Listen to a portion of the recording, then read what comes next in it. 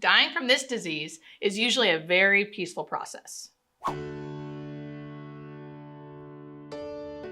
In this episode of What to Expect When Being Placed on Hospice, we are going to be covering end-stage renal disease or end-stage kidney disease. We'll be talking about stop dialysis, what symptoms they have when they do, how we manage them, and how long this process takes. So although this is a very peaceful way to die, it still is a very long, drawn out process that is very hard on the body. So I don't want to diminish anyone who has end-stage kidney disease and who is on dialysis, because I know it's hard and you spend a lot of time in dialysis centers keeping yourself well.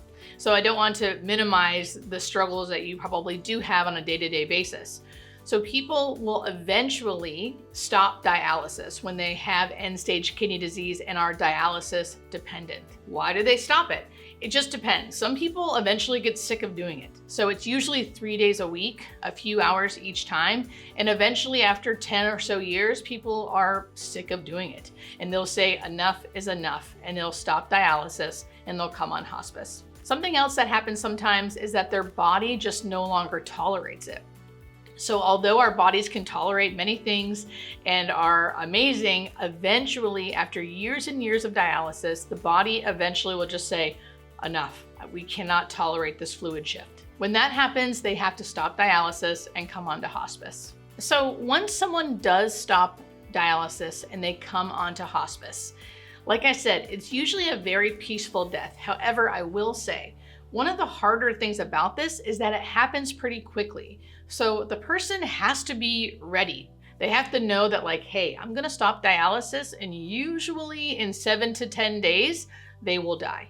The family also has to understand this, because although it's peaceful, it is quick. So what do they experience? Most of the time, all they feel is very, very tired. So super lethargic, super weak.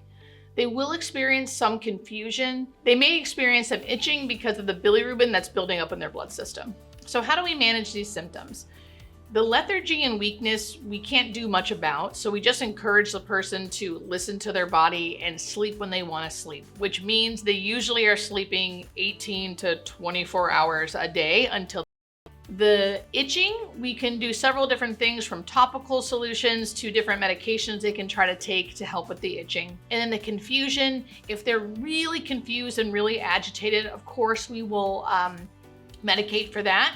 But a lot of times they're so lethargic that outweighs the confusion. So like I said, most people just are tired and they sleep and sleep and sleep until they die. And lastly, like I said before, this process usually takes anywhere from 7 to 10 days after they stop dialysis. There are things that depend, which is like if someone's still making urine, they could live a little longer.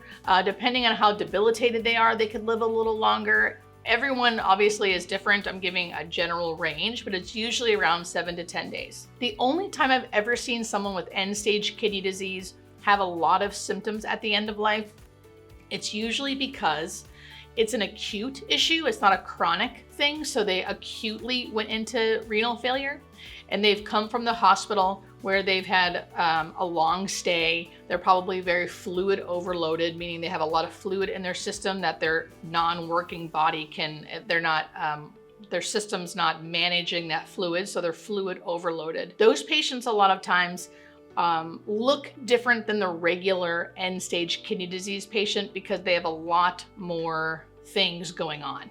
And it's an acute issue, not this chronic issue that's been happening over 10, 20 years. So I know this can still feel scary and sad when this is all happening, but I hope this video can help educate you and alleviate some of that fear. Let me know which disease you want me to do next in the comments, and thanks for following along.